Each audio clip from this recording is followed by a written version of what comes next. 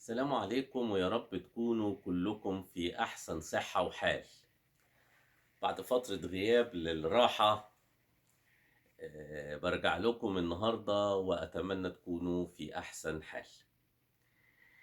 مين فينا بيمر عليه كام يوم أو كام أسبوع أو كام شهر بدون ما يتوتر، يتعصب، يتعرض لستريس، لضغط نفسي نتيجة سبب معين، قد يكون مهم أو قد يكون تافه على حسب.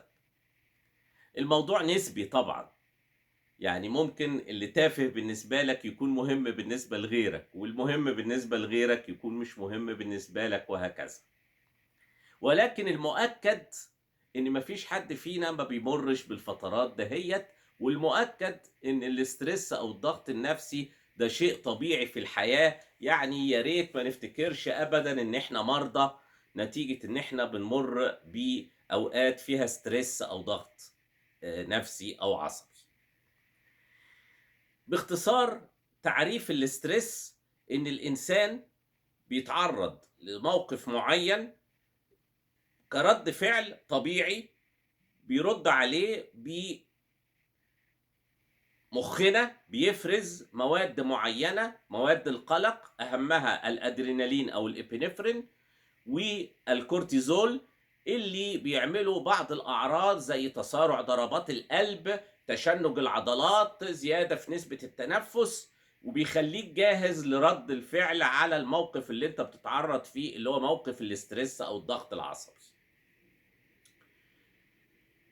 وبعد ما بينتهي الموقف دوّة، كل الأعراض دهيّة والكيميا اللي اتلخبطت دهيّة بترجع طبيعية جدًا. بل بالعكس، ده ممكن يكون الموقف اللي حصل لك وأدى لحدوث الاسترس مفيد، لأنه بيخلّيك ترُد أو تقدر تواجه موقف معيّن أو خطر معيّن أنت اتعرّضت له. ولكن المشكلة إن يبقى الموضوع متكرر أو مزمن.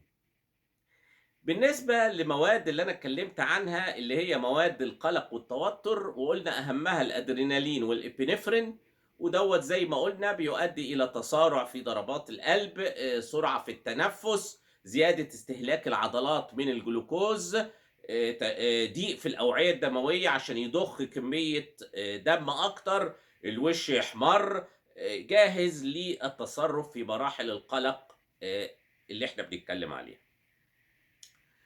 وإذا زاد الموضوع عن حدّه وكانت المشكلة الstress دي مستمرة، هتستمر الإبنفرين أو مواد الإبنفرين في التزايد، فتؤدي إلى أمراض زي ارتفاع ضغط الدم، زي أمراض القلب والأزمات القلبية، زي مرض السُكّر، زي الأعراض القلق، الأرق، قلة النوم، زي التوتر المزمن، زي الاكتئاب وهكذا. وكذلك الكورتيزول، الكورتيزول بيزوّد نسبة السكر في الدم، بيزوّد ضربات القلب، بيحتفظ بالمَيّة والأملاح في الجسم، بيتداخل مع المناعة في الحالات الحادة، كل ديّة حاجات بيعملها عشان نقدر نواجه الخطر أو القلق أو التعصُّب في ظروف معيّنة حياتية طبيعية بتحصل لنا كُلّنا. وباكرّر إنها لو زادت عن حدّها وبقت متكررة أو مزمنة، هندخل في الأمراض برضه مع الكورتيزول اللي هي أكيد هيحصل ارتفاع في السُكّر، أكيد هيحصل ارتفاع في الضغط، أكيد هيحصل هشاشة في العظام، أكيد هيحصل حالة من الاكتئاب والأرق وقِلّة النوم، وأشياء كلّها ليه علاقة بزيادة مواد التوتر والقلق في الجسم. إذًا هاكرر للمرّة التانية وأقول إن حالات التوتر والstress اللي بنتعرّض لها كُلّنا من حين لآخر ده شيء طبيعي وقد يكون مفيد. النوع التاني من أنواع الstress اللي هو ممكن ما يكونش مفيد، اللي هو المتكرر، ودوّة ساعات بتبقى ناتج عن طبيعة شخصية الإنسان وجيناته، ساعات بيكون ناتج عن أسباب زي وظايف معيّنة مخلّياك دايمًا حاسس بالخطر، زي ضباط الجيش، ضباط الشرطة، ضباط الجيش اللي في الحروب، ضباط الشرطة، رجال الإطفاء، دكاترة الطوارئ، الناس اللي بتتعامل دايمًا مع الخطر. ودول بيحاولوا بقدر الإمكان يفصلوا حياتهم العملية عن حياتهم الشخصية، ومع فترة بعد فترة بيحصل لهم تأقلم نسبي على مواجهة حالات الاسترس، إن هم في الظروف الطبيعية بيكونوا ناس طبيعيين تمامًا. المشكلة الكبيرة اللي أنا عاوز أتكلم عنها النهاردة هو الاسترس أو الضغط النفسي المستمر أو المزمن أو الchronic stress. ودوّة أسبابه كتيرة، وبيبقى المواد اللي اتكلمنا عنها مواد القلق والتوتر زي الكورتيزول والإبينفرين دايمًا في حالة زايدة في جسم الإنسان، وديّة ليها أسباب كتير، أهمها طبيعة الشخصية والعنصر الوراثي والجيني. بعد كده ليها أسباب تانية غير طبيعة الشخصية، بعض الأسباب بتكون خارجة عن إرادة الإنسان، زي لا قدر الله الكوارث الطبيعية والحروب المستمرة، أو الناس اللي عايشة في مشاكل أسرية أو اجتماعية مستمرة، زي مشاكل أسرية، انفصال، طلاق، حاجات من دي، مشاكل مادية وفقر دايمًا مستمر، وضيق السبل في الحياة. الناس اللي عندها أمراض مزمنة مستمرة دايمًا عاملة لها دايمًا ضغط نفسي مستمر، الناس اللي عندها مرافقين أو هم مرافقين لمرضى مستمرين، الناس اللي عندها مشاكل مزمنة مادية أو غير مادية زي ما قُلنا، مخلّياها دايمًا في حالة من القلق والتوتر. ولكن السبب الرئيسي الحقيقة هو طبيعة الشخصية. بعد كده في أمراض نفسية زي قُلنا الاكتئاب والتوتر، وحالة الهلع زي ما قُلنا. دايمًا المشاكل الstress المزمن أو الضغط النفسي المزمن بيبقى معاه أمراض دايمًا، زي ارتفاع ضغط الدم، ارتفاع السكر في الدم، أمراض الشرايين والأزمات القلبية، قلة الرغبة الجنسية، العصبية على أتفه الأسباب، أشياء تانية كتيرة زي قلة النوم، قلة الأكل أو زيادة في الأكل والسمنة المفرطة، خاصةً مع زيادة الكورتيزول والاحتفاظ بالمَيّة والأملاح في الجسم، وكذلك ضعف في المناعة وبيبقوا معرّضين للأمراض والعدوى والأشياء اللي زي دي.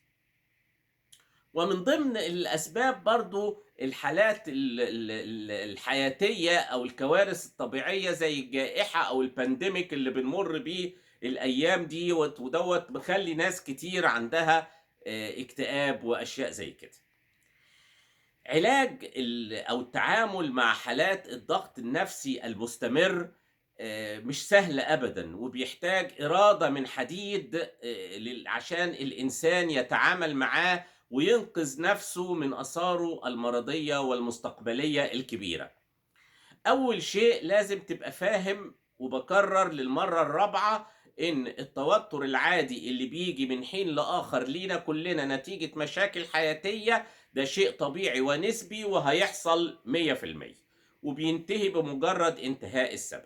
كل اللي بتعمله إن أنت بتحاول تأقلم نفسك إن أنت ما تتوترش على الحاجات البسيطة. رقم 2 لازم تفهم طبيعة شخصيتك كويس، وتحاول بقدر الإمكان إن أنت تهذبها، ودي سنة الحياة، إن إحنا مولودين بطبائع وجينات معينة، إن أنت تحاول بقدر الإمكان إن أنت تهذب صفاتك، وده بيزيد مع الوقت ومع الخبرة ومع السن، إن أنت تحاول تقلل بقدر الإمكان من الصفات اللي فيك اللي تقدر تتحكم فيها أو تهذبها، عشان ما يبقاش أي شيء يأثّر فيك، وما تكبّرش كل الأمور وتدّيها أكتر من حقّها. بعد كده لازم تركّز كويس أوي إن أنت تاكل أكلات صحية، وما تستهونش بالنقطة دي أبدًا، لإن وجبات كثيرة العدد قليلة الحجم أحسن من وجبات كبيرة الحجم قليلة العدد، لإن كل ده بيضغط على المعدة وبيعمل أعراض عضوية قلقية زي القولون العصبي نتيجة استحساس عصب الحائر بتاع المعدة.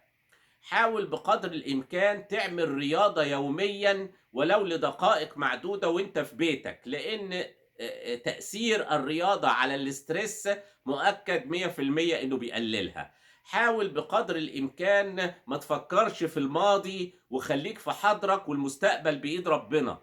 حاول بقدر الإمكان تعمل استرخاء ومديتيشن لنفسك، تسمع مزيكا، تتفرج على فيلم كوميكس، تخرج تقابل أصحابك أو ناس بتحبهم. حاول بقدر الإمكان أي حاجة بتوترك.